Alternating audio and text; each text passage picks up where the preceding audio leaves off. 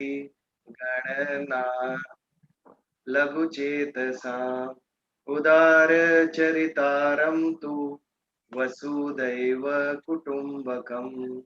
ॐ पूर्णमदः पूर्णमिदं पूर्णात् पूर्णमुदच्यते पूर्णस्य पूर्णमादाय पूर्णमेवावशिष्यते। ओम शांति शांति शांति। जय श्री कृष्ण।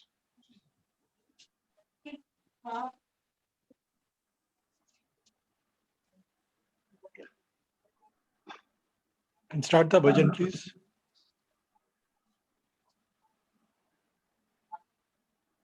हेलो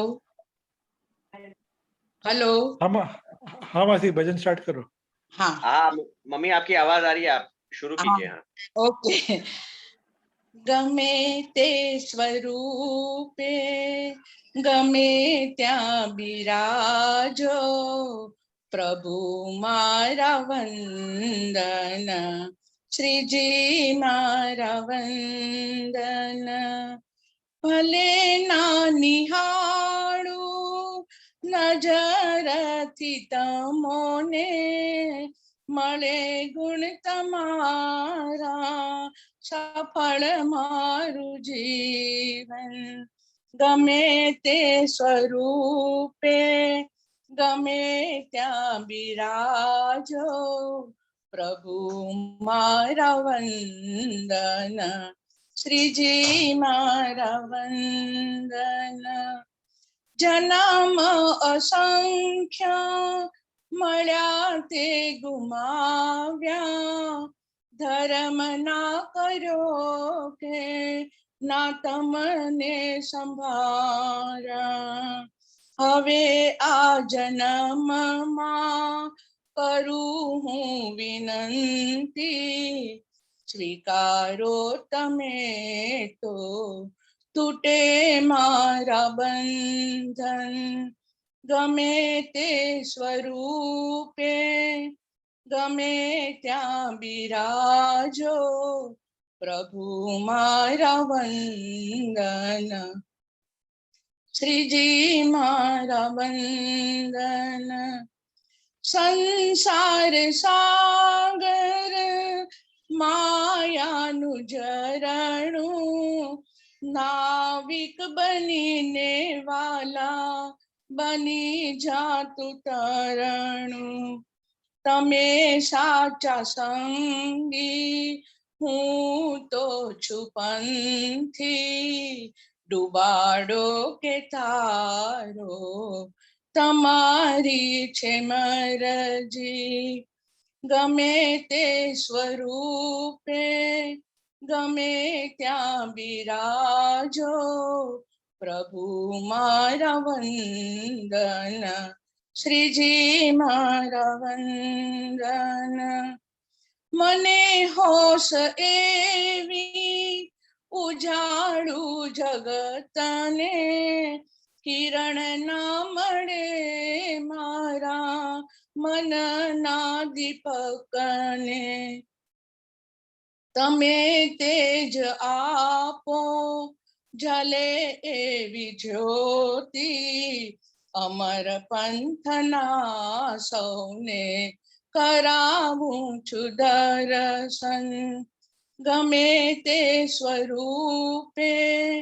ગમે ત્યાં બિરાજો પ્રભુ મારા વંદન શ્રીજી મારા વંદન વેલા વેલા આવો પ્રભુ કહું કર જોડી બોલાવે બાળ તમારો આવો દોડી દોડી તમે નહીં આવો તો જીવન અંધારું તમે છો દયાળુ પરમ કૃપાળુ નિર્માન મોહા જીત સંગ દોષા અધ્યાત્મ નિત્યા विनिवृत्त कामा द्वन्द्वै विमुक्ता सुख दुःख संगे गच्छन्त मूढा पदम अव्यं तत् गमे ते स्वरूपे गमे त्या विराजो प्रभु मारा वंदन श्रीजी मारा वंदन कृष्ण कन्हैया लाल की जय। बहुत अच्छा, वेरी नाइसली संग, वेरी नाइसली संग। Thank you. या 15वें अध्याय पुरुषोत्तम योग का श्लोक था इसमें, ये भजन में लास्ट में जो श्लोक आया बहुत सुंदर श्लोक था। आप सभी को जैसे हमने अभिनंदन कहा, जिन्होंने भी टेस्टिमोनियल दिया, विशेष अभिनंदन हमारे नितिन भाई चंदा जी को। आप पूछो क्यों? वो एक ही थे जिन्होंने मातृभाषा में कुछ कहा। यू ऑब्जर्व, सब लोग इंग्लिश में बोले, everybody is talking in English. कभी कभी भय उत्पन्न होता है, हमारी भाषाओं का क्या होगा? राष्ट्रभाषा, मातृभाषा, जब भाषा जाती है उसके साथ सारी संस्कृति चली जाती है। भारत के अंदर जितने राज्य है, जितने प्रांत है, हर एक का एक डिस्टिंक्ट कल्चर, संस्कृति हुआ करती थी। एक विशिष्ट बोली, भाषा, उनकी विशिष्ट पहरवेश, क्लोथिंग, कॉस्ट्यूम, फूड आइटम सबकी अलग। एक अंग्रेजी भाषा का जो आक्रमण हुआ है, इसने हमारी संस्कृति पे बहुत बड़ा प्रहार किया है अननोइंगली। आपके हमारे ग्रैंड चिल्ड्रन शायद अंग्रेजी ही बोलते होंगे, हम इतना सारा प्रयोग कर रहे हैं अंग्रेजी का, कितने सारे शब्द है, ढूंढना पड़ता है कि हमें इसका हमारी मातृभाषा या राष्ट्रभाषा में क्या कहते हैं उससे। ये परिस्थिति आ गई। भाषा ऐसा है, जितनी ज्यादा हम उसका उपयोग करेंगे, सुनेंगे, बोलेंगे, लिखेंगे, उतनी सुदृढ़ होती है, मजबूत होती है हमारी भाषा। हम ज्यादा से ज्यादा हमारी मातृभाषा या राष्ट्रभाषा में बोलने का प्रयोग हमें करना चाहिए, तभी हमारी संस्कृति जीवित रहेगी उसके कारण। तो आगे बढ़ते हैं हमारी श्रीमद् भगवत गीता की आध्यात्मिक यात्रा के ऊपर। अध्याय 2 सांख्य योग पर विचार कर रहे हैं। तो मोह दूर किया भगवान ने अर्जुन का, देह और आत्मा की समझ देकर, और अब तुझे पाप नहीं लगेगा, क्योंकि कर्म बहुत इंपॉर्टेंट है। कर्म से पाप नहीं लगता, कर्म के पीछे जो भाव है उससे पाप लगता है, उसके पीछे जो हमारा हेतु है उससे पाप लगता है। यदि कर्म हमारा बहुत अच्छा है लेकिन उसके पीछे का हेतु गलत होगा या बुरा होगा, तो निश्चित वो कर्म गलत है, पापदायी है। इट्स अ सिन। हेतु इंपॉर्टेंट है। तो यहां पर अर्जुन, तेरा हेतु यदि स्पष्ट रहा, शुद्ध रहा, तो ये घोर कृत्य भी तुझे पाप नहीं दिलाएगा। ये प्रकरण में भगवान हमें यह समझा रहे हैं। अनासक्त भाव से कर्म करना है, विदाउट एनी डिजायर, इच्छा रहित, निरिच्छ, निष्काम। निष्काम कर्म से मोक्ष प्राप्त होता है। तो पहला जो प्रकरण था वो ज्ञान का था, सांख्य योग का था। अब ये जो प्रकरण चल रहा है वो सांख्य योग के अंदर कर्म योग का प्रकरण है। मुक्ति के लिए 3 मार्ग है। एक ज्ञान मार्ग, मैं आत्मा हूं, मैं शरीर नहीं। ये जब स्थिर होता है, दृढ़ होता है हमारे अंदर, और जब इस शरीर से अनासक्ति उत्पन्न होती है, संसार से अनासक्ति उत्पन्न होती है, तो हमें मोक्ष की तरफ गति होती है। यह ज्ञान मार्ग। कर्म मार्ग सुगम है, ज्ञान दुष्कर है, कर्म मार्ग सुगम है। निष्काम भाव से कर्म करना, विदाउट एक्सपेक्टेशन, अपेक्षा रहित कर्म। ये जब हम करेंगे, स्वयं के लिए करेंगे, तो उसका फल हमें प्राप्त होगा, अच्छा या बुरा। लेकिन निष्काम भाव से किया तो उसका फल प्राप्त नहीं। और यदि हमारे कर्म का बैलेंस शून्य हो जाए तो हमें मुक्ति मिलती है, मोक्ष प्राप्त होता है, वो कर्म योग। और तीसरा है भक्ति योग, भक्ति मार्ग, सबसे श्रेष्ठ। मैं रहा ही नहीं, मेरा अहंकार ही विलीन हो गया, जीरो, शून्य। I am not I am you, हम ब्रह्मास्मि तत्वमसि। ये जो वेदों के महावाक्य है उसकी अनुभूति ये भक्ति योग के द्वारा होती है। ईश्वर में। आज के भजन में जो नीता जी ने गाया वो यही बात कही थी कि हमें उस स्थान पे लेके जाओ भगवान जहां से वापस आना नहीं है मुझे, दैट इज मुक्ति। ये भाव था श्लोक के अंदर। तो भक्ति मार्ग, ज्ञान मार्ग, कर्म मार्ग। तो ज्ञान मार्ग सांख्य का समापन करके यहाँ पर अभी कर्म का मार्ग चल रहा है कि तू अनासक्त भाव से कर्म करेगा तो तुझे मोक्ष प्राप्त होगा। 34वां श्लोक देखा हमने, अकीर्तिम चापि भूतानि कथयिष्यन्ति ते व्ययाम। हर एक भूत, देव, यक्ष, गंधर्व, दानव, सभी से अर्जुन ने युद्ध किया था, सभी को हराया थे, सभी जानते थे अर्जुन को। त्रिलोक में लोग प्रचलित था अर्जुन और उसका सामर्थ्य। और यदि अब वो कायरता पूर्वक, कायरता तो नहीं थी उसके अंदर, लोगों को तो वही लगेगा कि ये कायर है। ऐसे वक्त में यदि वो नहीं लड़ता तो उसकी जो अकीर्ति है, अव्ययाम, उसका कभी खत्म ही नहीं होती, उसकी अकीर्ति हमेशा रहने वाली है। जैसे पिछली बार हमने बात की, जब तक राम की कीर्ति रहेगी रावण की अकीर्ति रहेगी, जब तक कृष्ण की कीर्ति रहेगी कंस की अकीर्ति रहेगी। जितने भी लोग कृष्ण को जानते हैं वो कंस को जानते ही है, साथ में चलता है। वो तो अर्जुन का भी वैसा ही होगा। महाभारत जैसा युद्ध आने वाले हजारों साल तक उसके चर्चे होंगे और उसमें अर्जुन को कायरता पूर्वक कहा जाएगा, कायरता दिखाई अर्जुन। ये जो उसकी अकीर्ति थी, सभी भूत उसकी चर्चा करेंगे, सभी लोक में उसकी चर्चा करेंगे। और इसके बाद का जो पार्ट है, इट्स अ जनरल स्टेटमेंट, संभावितस्य च कीर्तिर् मरणादतिरिच्यते।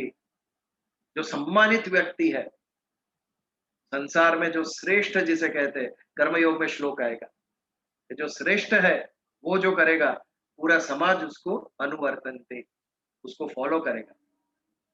लेकिन उसकी श्रेष्ठ की कल्पना जरा अलग है। It is not what we consider as best. वो आध्यात्मिक एंगल से श्रेष्ठता की बात की गई है वहां पर। हम सामान्य बात ले, सामाजिक बात ले, समाज में जो सम्मानित व्यक्ति है उसकी यदि कीर्ति को ठेस पहुंचे तो ऐसा व्यक्ति हम देखते हैं। आज का कमर्शियल युग है। सबसे पहले सतयुग में सत्य का राज था, ब्राह्मण का। उसके बाद शक्ति, मसल पावर का राजा है, राजाओं का राजा है। और अभी वैश्य, बिजनेसमैन का राजा। Everything ultimately eats at finance, money. आज व्यक्ति अपने आप को सबसे ज्यादा किससे कोरिलेट करता है? संपत्ति से। बड़ा कौन? जिसके पास सबसे ज्यादा संपत्ति है वो। छोटा कौन? जिसके पास संपत्ति नहीं है। विषम परिस्थिति है, इसी को कलयुग कहते हैं। एज अ ह्यूमन मेरी कोई कीमत ही नहीं है, मेरे ज्ञान की कीमत नहीं है, मेरे अच्छे कर्मों की कीमत नहीं है, मेरे सद्भाव की कीमत नहीं है, मेरे अंदर जो अच्छी क्वालिटीज दी है भगवान, सद्गुण, इतने भी हो उसकी कीमत नहीं है। और ये कुछ भी नहीं जिसमें है, लेकिन पैसा है तो वो बहुत बड़ा श्रेष्ठ। आज ये विचारधारा हो गई है लोग संपत्ति के साथ अपने आप को जोड़ दिया है। अगर संपत्ति नहीं रहती है तो सुसाइड करते हैं लोग। किसी बिजनेसमैन को लॉस गई तो देखो प्राणों का बलि दे देते हैं। किसी की जॉब छूट गई, जान दे देते हैं। क्यों? अरे you are a human. Human होने की एक कीमत है। पशु पक्षी नहीं हो, ना हम पशु ना हम पक्षी, हम मनुष्य। मैं जानवर नहीं हूं, मैं पशु नहीं हूं, मैं मनुष्य हूं। इसकी एक कीमत है कि नहीं? आप कैसे हिम्मत हार जाते हो ऐसे? 50,000, लाख, 2 लाख की लोन के लिए हमारे कितने किसान भाई अपनी जान दे रहे हैं। इतना महत्व दे दिया हमने संपत्ति को, जबकि सृष्टि सारी जीती है बिना कमाए, खाली मनुष्य कमाने जाता है बाहर। बाकी सारी सृष्टि, लाखों योनियां, जीव जंतु पशु पक्षी सभी अपना संपूर्ण जीवन जीते हैं, because mother earth provides for them. सह यज्ञा प्रजा सृष्टवा पुरोवाच प्रजापिता। ब्रह्मा जी ने जब सृष्टि का सर्जन किया तो सभी के लिए, सभी जी सके उसका प्रबंध किया ईश्वर ने। खाली हमने उसको एक प्राइस टैग लगा दिया हर एक चीज को। भगवान ने पेड़ पे इतने आम उगाए, एक भी रुपया नहीं लिया, लेकिन हमारे घर तक आते आते 500 रुपये दर्जन हो गया। वो कैसे हो गया पता नहीं चला। भगवान ने तो एक भी रुपया नहीं लिया पेड़ पे उगाने का। सबका मोनेटाइजेशन कर दिया मनुष्य। प्रगति भी की इसके कारण। इलेक्ट्रॉनिक फंड ट्रांसफर और क्या क्या है, credit card and what not, it is evolving. Bitcoins, नई नई करेंसियां आ रही है, और यही स्ट्रेस दे रही है उसको। जो मटीरियलिस्टिक डेवलपमेंट हो रहा है उससे शारीरिक सुख बहुत बढ़ गया। हमारे पास कितने सारे उपकरण है टू गिव अस कंफर्ट, सुख देने के लिए, उसके साथ mental stress, blood pressure, diabetes, ये भी साथ में आने लगा। बिकॉज हम पीस ऑफ माइंड नहीं है। पीस ऑफ माइंड क्यों नहीं है? क्योंकि करेक्ट अंडरस्टैंडिंग नहीं है। मैं कौन हूं ये अंडरस्टैंडिंग नहीं है। यदि मैं कौन हूं ये पता चला तो मेरी क्या आवश्यकता है ये पता चलेगा हमें।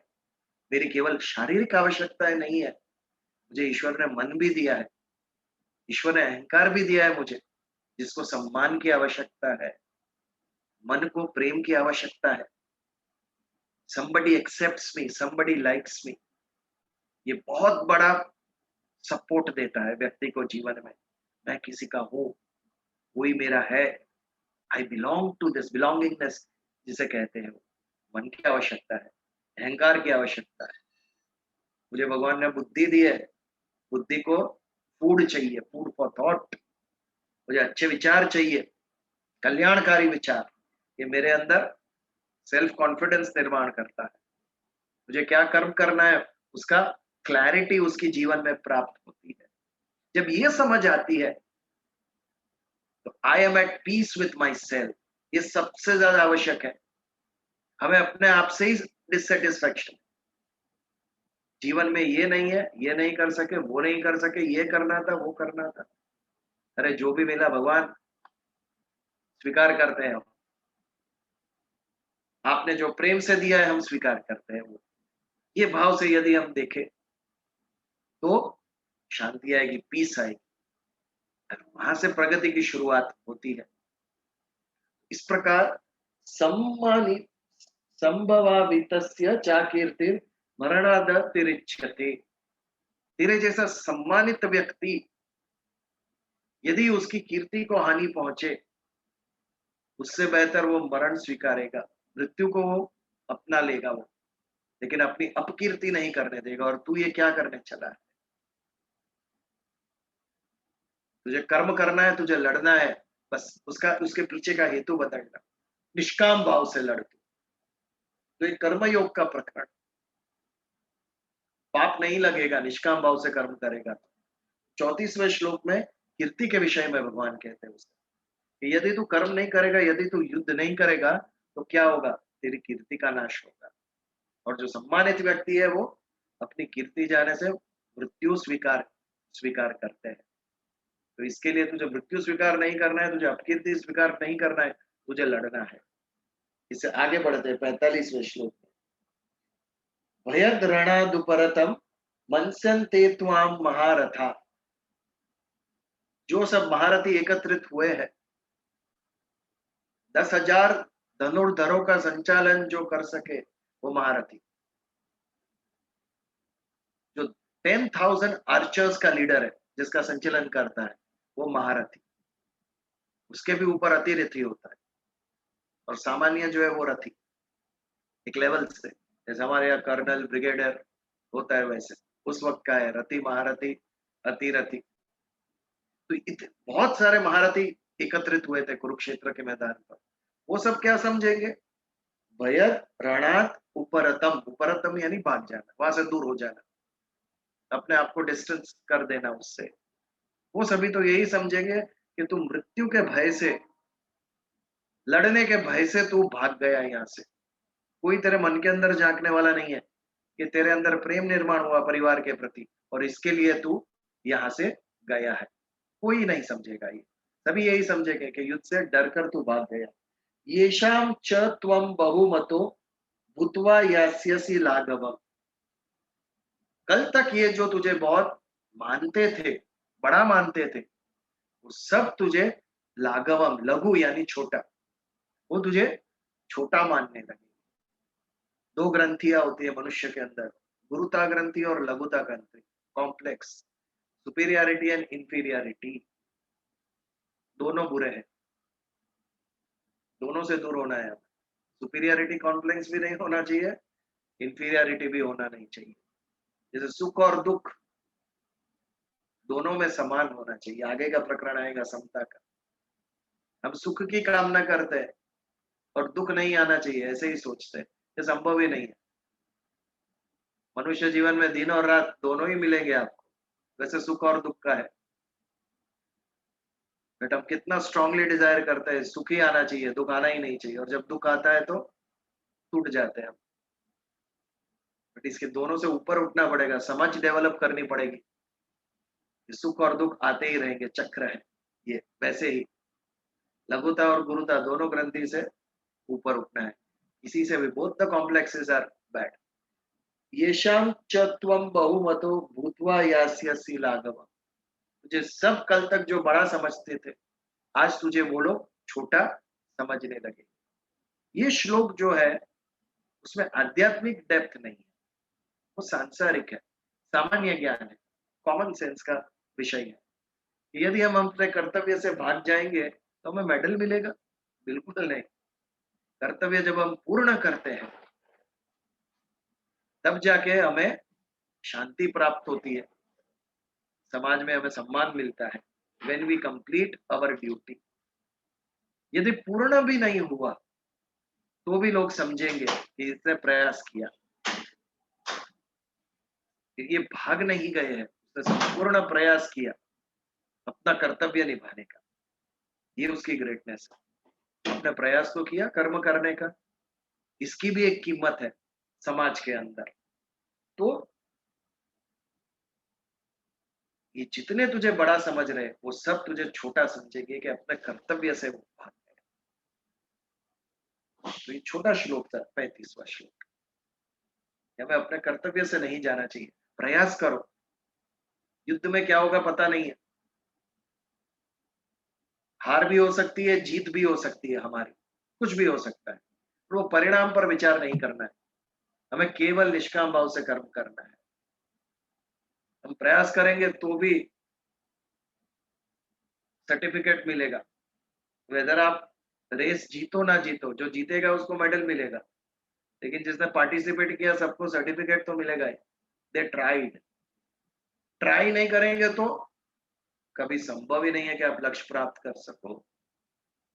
ट्राई करोगे तो शायद लक्ष्य प्राप्त नहीं करोगे, लेकिन नहीं करोगे तो बिल्कुल आप प्राप्त नहीं कर सको। प्रारब्ध और पुरुषार्थ, बहुत अच्छा सुंदर मैसेज आया था ट्राई के विषय में, कर्म करने के विषय में। प्रारब्ध और पुरुषार्थ, प्रारब्ध और पुरुषार्थ क्या है? बैंक के लॉकर से उसकी कंपैरिजन की।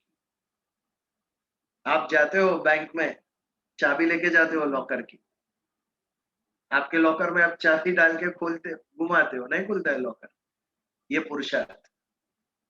आपको तो ये करना ही है, बट बैंक का मैनेजर आके दूसरी चाबी जब लॉकर में डाल के खोलता है तब खुलता है लॉकर, ये प्रारब्ध।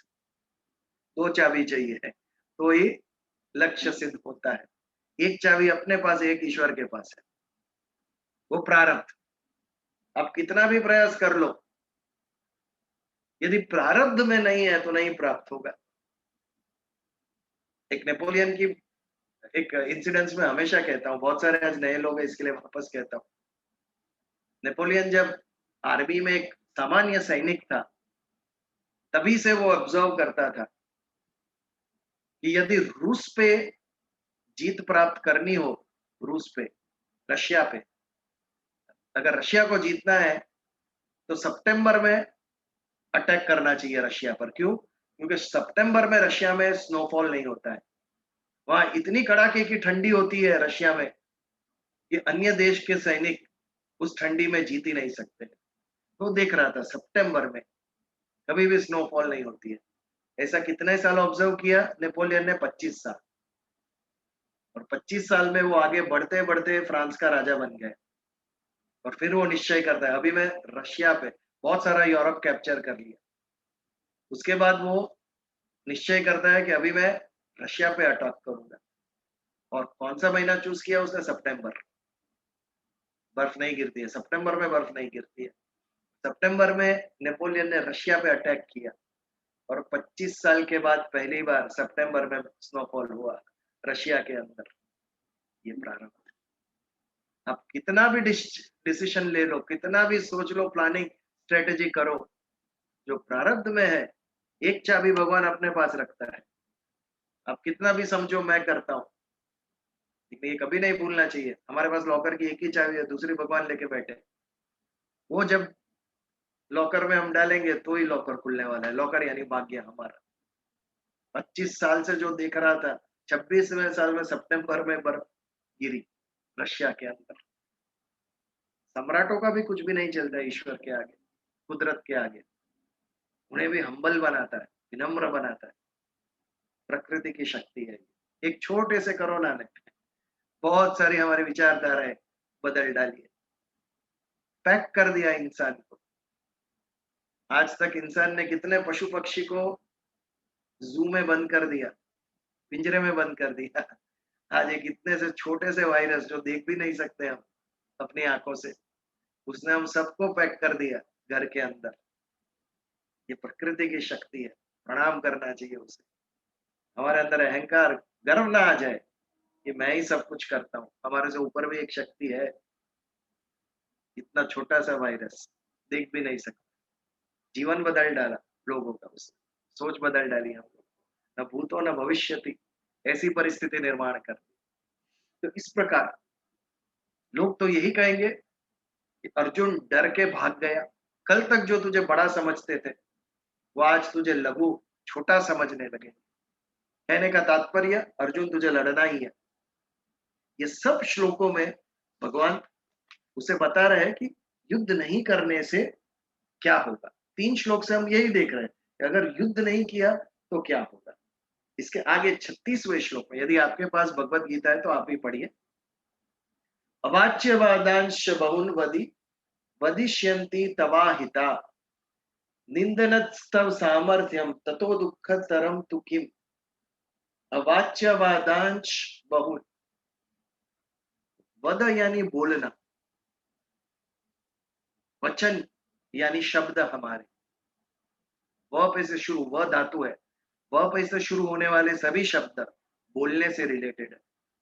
वद यानी बोलना, वचन यानी बोलना, वार्ता जो कही गई है वो टॉक, वार्तालाप, इस डायलॉग, ये सभी शब्द वह धातु से शुरू होते हैं। तो सुन नहीं सकेंगे ऐसे वचन लोग तुझे सुनाएंगे। भले 15-20 साल से बहुत अच्छा क्रिकेट खेल रहा है क्रिकेटर, लेकिन 2 या 3 मैच में यदि वो नहीं रन बना सके तो देखो न्यूज़पेपर, चैनल्स, चार रास्ते पे पान वाले की दुकान पे देखो कितनी उनके लिए, इसको तो आता ही नहीं, इनको बदली करो, रिटायर कर दो, सब कुछ आ जाता है कहने के। हम सुन नहीं सकते ऐसे शब्द सुनने को मिलते हैं उसको। यही बात यह है जो प्रसिद्ध है, तलवार की धार पे चलने जैसा है। प्रसिद्धि तलवार की धार पे चलने जैसा दुष्कर कार्य है। सुख भी देता है, दुख भी देता है। अच्छी भी बातें सुनने को मिलती है, बुरी बातें भी सुनने को मिलती है। तो तू सुन नहीं सकेगा ऐसी बातें लोग तुझे सुनाएंगे। बहुन वदिष्यन्ति, वदिष्यन्ति यानी कहेंगे, बहुन यानी बहुत सारी, तब अहिता, आपके जो अहित सोचने वाले हैं आपका, यानी शत्रु, आपके शत्रु जो है अर्जुन, तो आप सुन नहीं सकोगे ऐसे शब्द आपको सुनाएंगे। अहित,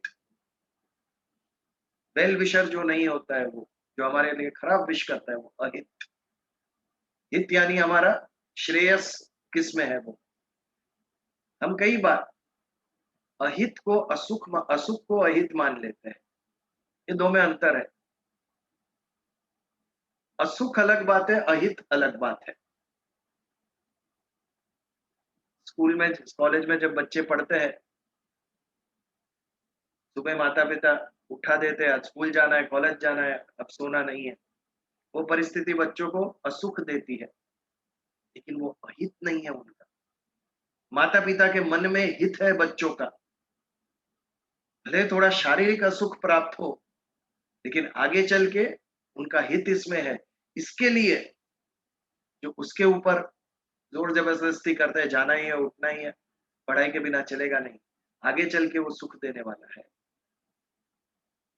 जो हमारा हित चाहते हैं, वो शायद कड़वी बातें करें, शायद वो जो हमें मार्ग बताए वो कठिन हो, लेकिन वो श्रेयस्कर होगा। अंत में हम उसे फायदा होगा हमें। तो यहाँ पर तेरे जो शत्रु है यही चांस देखते बैठे होंगे, कब अर्जुन कुछ भूल करे और हम उन्हें सुनाने का, उसकी निंदा करने का हमें अवसर प्राप्त हो जाए। निंदतस्त्व सामर्थ्य तको ततो दुख तरम नुकी। आपके सामर्थ्य की निंदा करेंगे।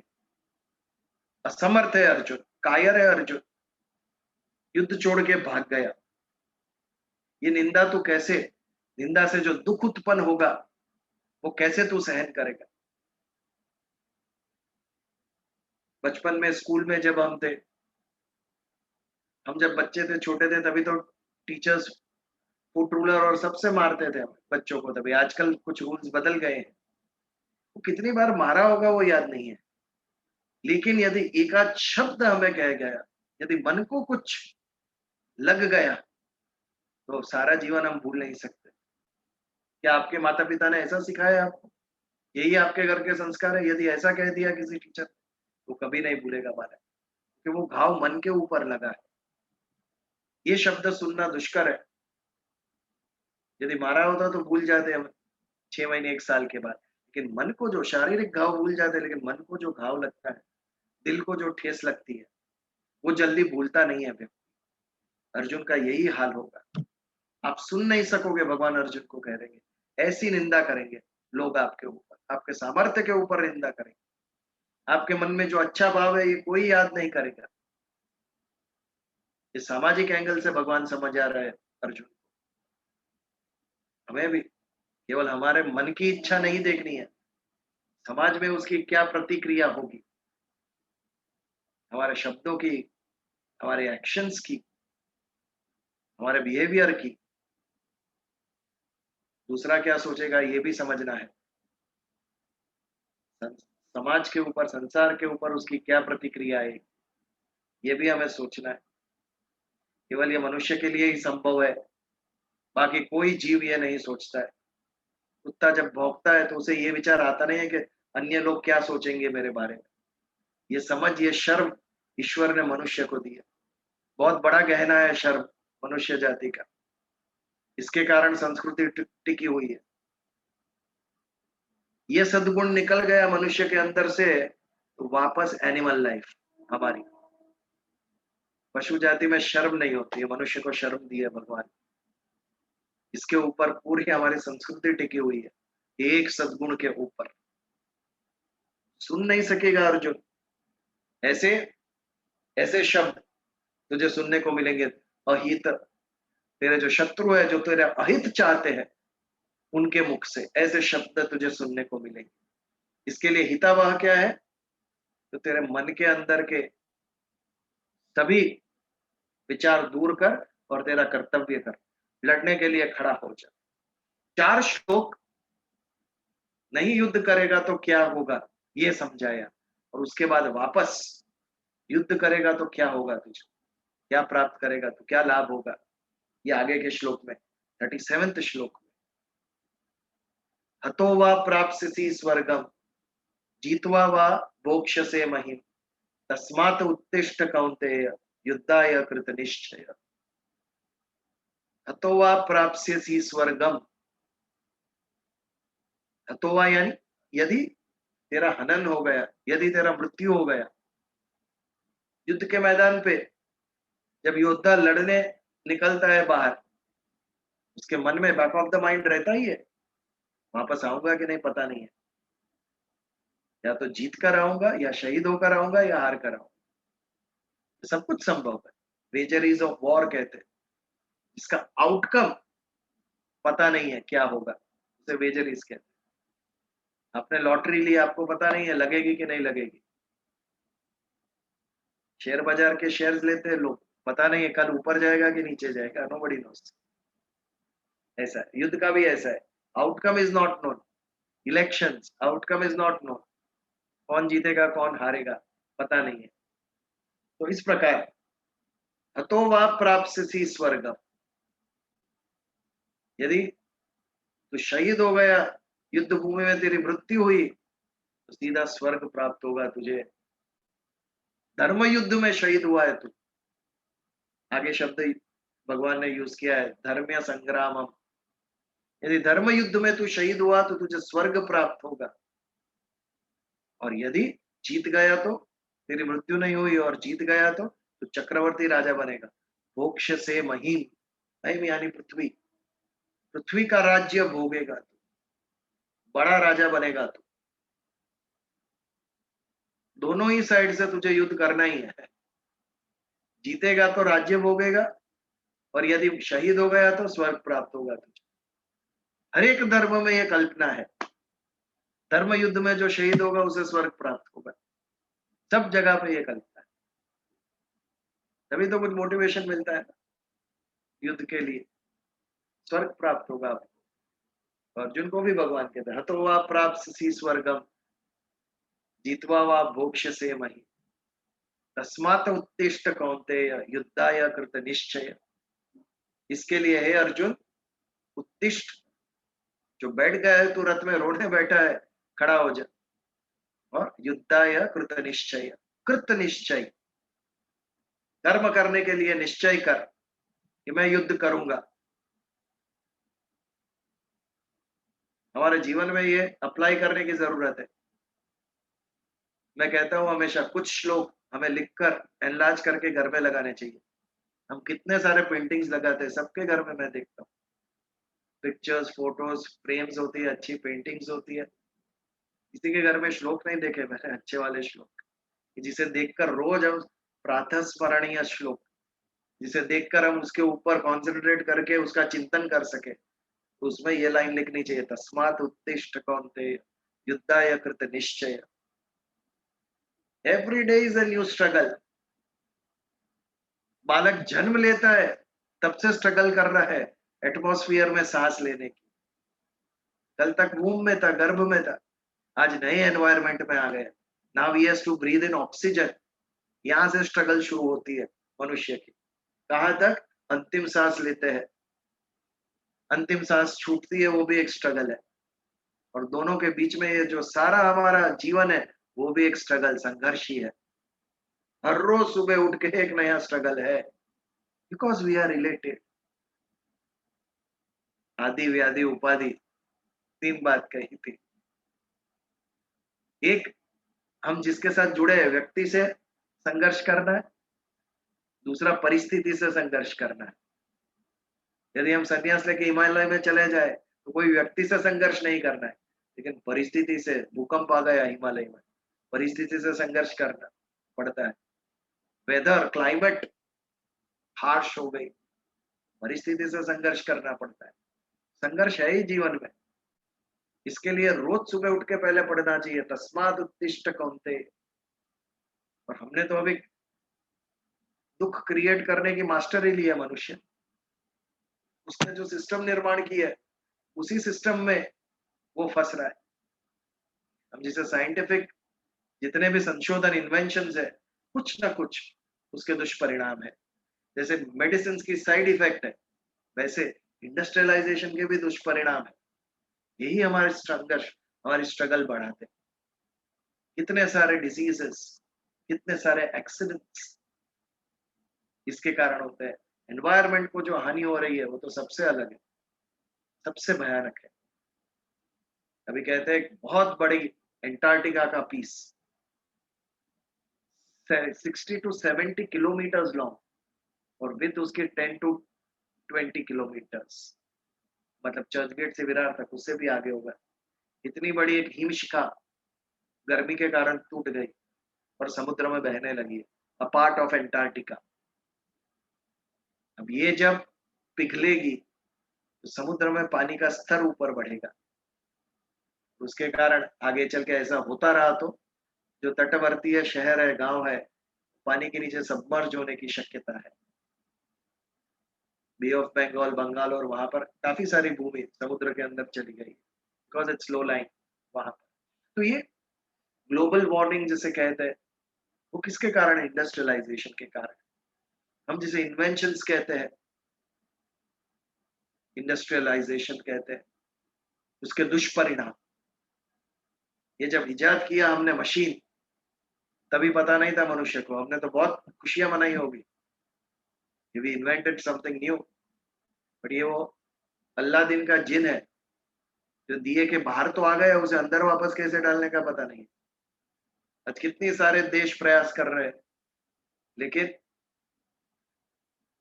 प्रदूषण के ऊपर कंट्रोल प्राप्त करना इतना आसान नहीं है, प्रोडक्शन को कम करना इतना आसान नहीं। तो मनुष्य अपने ही बनाए विश्व के अंदर फंस रहा है, इसके लिए संघर्ष बढ़ रहा है। ये जो संघर्ष है उसे रोज सुबह उठ के हमें फेस करना है। रात को सोए तब तक संघर्ष चालू ही है मनुष्य का। इसके लिए भगवान ने आगे अर्जुन को कह के रखा, तस्मात् उत्तिष्ठ कौन्तेय युद्धाय कृत निश्चय। जैसे अभी उठ के तुझे ये युद्ध करना है, एक्चुअल युद्ध, हमें वर्चुअल युद्ध करना है, रोज उठकर। कोई तलवार बंदूक लेकर हमें युद्ध नहीं करना है, लेकिन सिचुएशन से युद्ध करना है, हम व्यक्ति से करना है, परिस्थिति से करना है, समाज से करना है, अपने आप से करना है। जब तक सही समझ निर्माण नहीं होगी, तब तक अपने आप से संघर्ष शुरू ही रहेगा। तो अर्जुन का उदाहरण, इससे भयानक चीज क्या हो सकती है? क्या आपको युद्ध के मैदान पे ऐसा घोर कर्म करना पड़ता है, अपने ही परिवारजनों को मारना पड़ता है? ये चरम संघर्ष है। You have to kill your own relatives. एकदम ऊपर का संघर्ष भगवान ने एग्जाम्पल के तौर पे, उदाहरण के तौर पे भगवत गीता में रख दिया। इसकी पृष्ठभूमि युद्ध के मैदान की रखी। इससे बड़ा संघर्ष किसी का नहीं है। तेरा संघर्ष के लिए क्यों रो रहा है? तेरा संघर्ष तो कुछ भी नहीं है इसके आगे। नेक्स्ट मोमेंट क्या होगा पता नहीं है, कौन जिएगा कौन मरेगा पता नहीं। आपके संघर्ष इतने भयानक तो नहीं है ना, फिर क्यों हिम्मत हार रहे? तस्मात् उत्तिष्ठ कौन्तेय युद्धाय कृत निश्चय। जीवन का जो युद्ध है, कृत निश्चय होकर उसे लड़ना है, हमें हिम्मत हारे बिना। बस हेल्प मांगनी है। यहां पर इंसान चूक रहा है। We are not talking, we are not discussing. Mental illness western world में देखिए कितनी बढ़ रही है। मन को क्या चाहिए ये समझ ही नहीं है। बौद्धिक ज्ञान के पीछे ही पड़ा है सारा विश्व। बुद्धि को और तेज कैसे करे, 1 डिग्री 2 डिग्री 3 डिग्री, बट मन को क्या चाहिए ये कभी सोचा? What do I like, what should I be is a different thing, but what do I like, इसके ऊपर मन बुद्धि अहंकार तीनों जब संतुष्ट होंगे तब जाके सुख प्राप्त होगा, तभी सेटिस्फैक्शन हमारे को मिलेगा। एक भी कम होगा जरा भी, तब तक कुछ ना कुछ अपूर्ण रहेगा। इसके लिए तो भगवान की उपमा, भगवान ये एक टाइटल है, अचीवमेंट है। भगवान बुद्धिवान, जिसको बुद्धि प्राप्त हुई है वो बुद्धिवान। आयुष्यवान, जिसको आयुष्य प्राप्त हुआ है वो आयुष्यवान। वैसे ही जिसको भग प्राप्त हुआ है वो भगवान। भग यानी क्या? 6 क्वालिटीज, सर्व कीर्ति, सर्व कांति, सर्व शक्ति, सर्व ज्ञान, सर्वश्री, और ये 5 होने के बाद भी सर्व त्याग। ये जिसको प्राप्त हुआ है वो भगवान। भगवान राम क्यों कहते हैं, भगवान कृष्ण क्यों कहते हैं, भगवान बुद्ध क्यों कहते हैं? उनके पास ये था, ये 6 क्वालिटीज। बहुत ही कम व्यक्ति है जिसके अंदर ये 6 क्वालिटी मौजूद हो। एक देता है ईश्वर तो एक नहीं देता है। सभी 6 प्राप्त होना बहुत ही असंभव कार्य है। और ये सभी जिसके अंदर आ गए वो भगवान इस कोई चमत्कार करने वाला तत्व नहीं है। भगवान is a matter of quality. जिसके अंदर ये श्रेष्ठ 6 क्वालिटी आई वो भगवान। Isn't it logic?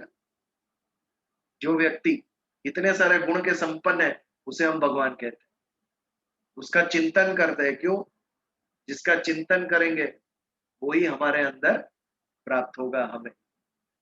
तेजोसी तेजोमयी देहि, ओजोसी ओजोमयी देहि, बलमसी बलममयी देहि। कितनी सुंदर प्रार्थना है। आप बलवान हो, हमें बल प्राप्त करो। आप तेजस्वी हो, हमें तेज प्राप्त हो आपका। आप ओजस हो, आपका ओजस हमें प्राप्त हो।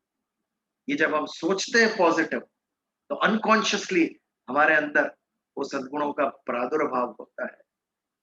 गुण दर्शन करना चाहिए ईश्वर का। जिसके अंदर सद्गुण है उन सद्गुणों का दर्शन करना चाहिए। जब उसका दर्शन करके उसके ऊपर चिंतन करते हैं तो हमारे अंदर वो गुण स्थिर होते हैं। इसके लिए इतने सुंदर श्लोक और प्रार्थनाएं, कितनी स्तुतियां ईश्वर की हमारे धार्मिक इसमें उपलब्ध है। जैसा हम सोचेंगे, जैसा चिंतन करेंगे, वैसे गुण हमारे अंदर प्राप्त होंगे। तेजोसी तेजोमयी देहि, आप तेजस्वी हो, आपका तेज का अंश हमें प्राप्त हो। तो इस प्रकार अगर तू जीत गया तो तुझे स्वर्ग प्राप्त होगा। तो अगर तेरी हत्या हो गई तो तुझे स्वर्ग प्राप्त होगा। और यदि जीत गया तो पृथ्वी का राज्य प्राप्त होगा। यानी दोनों तरफ से you have no option, you have to fight. ये हमारे लिए कह रहे हैं भगवान। You have no option. संसार में आप आए हो तो ये युद्ध लड़ना ही है आपको। इसके अलावा कोई उपाय नहीं है। You have to fight. तो हंसते हुए फाइट करो, रोते हुए नहीं। हर एक व्यक्ति संघर्ष कर रहा है। हमें जो सुखी दिख रहा है वो भी संघर्ष कर रहा है। ये प्रकृति का नियम है, कोई इसमें से बाहर नहीं। संघर्ष के प्रकार अलग होंगे केवल, लेकिन स्ट्रगल सभी के जीवन में है। इसके लिए तस्मात् उत्तिष्ठ कौन्तेय, खड़ा हो जा, कृतनिश्चय हो और काम पे लग और मदद ले लोगों से। Ask for help, discuss your problem, talk to people and you will get light. आपको मार्ग दिखेगा। बात करो लोगों से। God will send somebody to help you. प्रयास करते रहो। प्रारब्ध में होगा वो तभी मिलेगा जब पुरुषार्थ करेगा, वरना प्राप्ति नहीं होगा आपको। तो इस प्रकार यहाँ पे 37 श्लोक का समापन हम करते हैं। आज जो 2-3 श्लोक देखे, इसके ऊपर यदि कोई प्रश्न या कोई विचार या कुछ डिस्कशन हो, we can take it for 2 to 5 minutes। आज के जो श्लोक हमने देखे उसके ऊपर।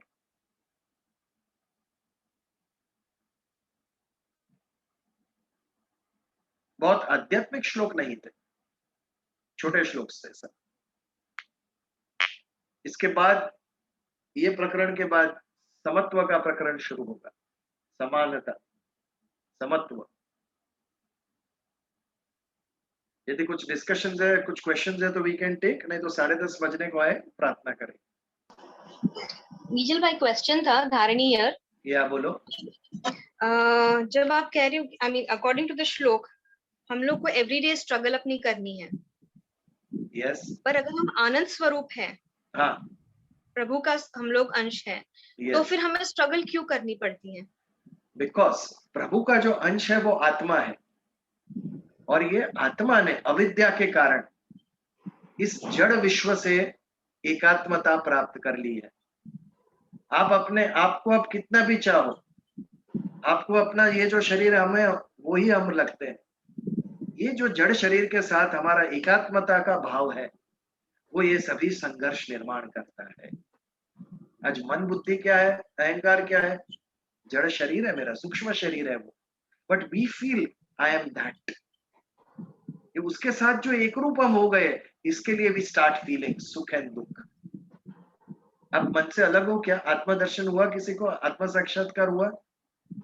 जब आत्म साक्षात्कार होगा तभी आपको वो आनंद की अनुभूति होगी कि मैं आनंद स्वरूप हूं। ये आपने सुना हुआ आप बोल रहे हो, हम लोग जब जो सुनते हैं, जो पढ़ते हैं, बुद्धि से वो मान लेते हैं, लेकिन अनुभूति का है। मैं सत्यचित फिर हमें- आनंद हूँ, तो फिर अनुभूति हम नहीं है। आनंद स्वरूप का अनुभूति कैसे करें? बस वही तो समाधि अवस्था है, जिसे योग कहते हैं हम। योग तभी सिद्ध होगा जब मुझे आत्म साक्षात्कार होगा, जब मुझे ये ज्ञान होगा, अनुभूति होगी कि मैं परम तत्व का अंश हूं। ये चैतन्य की जब अनुभूति होती है, तब एक क्षण में हमारा संबंध विच्छेद हो जाता है जड़ सृष्टि के साथ। फिर ये देह का इंपॉर्टेंस नहीं रहता है, तब ये संघर्ष एंड होता है। लेकिन अभी तक तो हम देह से जुड़े हुए हैं, इसीलिए सुख और दुख दोनों भोग रहे हैं।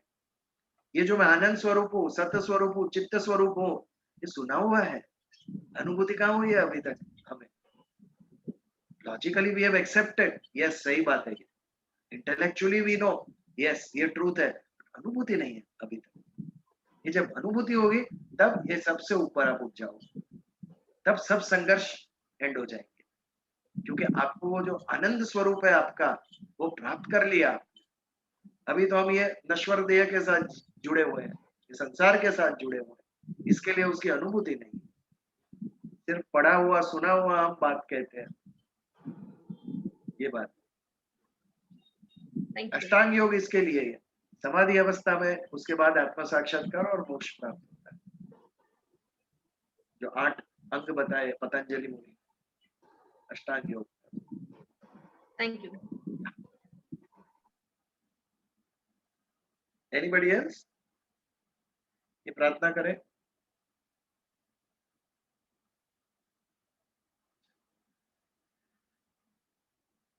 कोरोना पेंडेमिक चल रहा है, इसके लिए सबको निरामय स्वास्थ्य प्राप्त हो, उसके लिए और एक श्लोक कहेंगे। ओम सर्वेत्र सुखिनः सन्तु, सर्वे सन्तु निरामया, सर्वे भद्राणि पश्यन्तु, मा कश्चित् दुःखभाग् भवेत्। ओम असतो मा सद्गमय, तमसो मा ज्योतिर्गमय, मृत्योर्मा मृतंगमय। ओम शांति शांति शांति। जय श्री कृष्ण।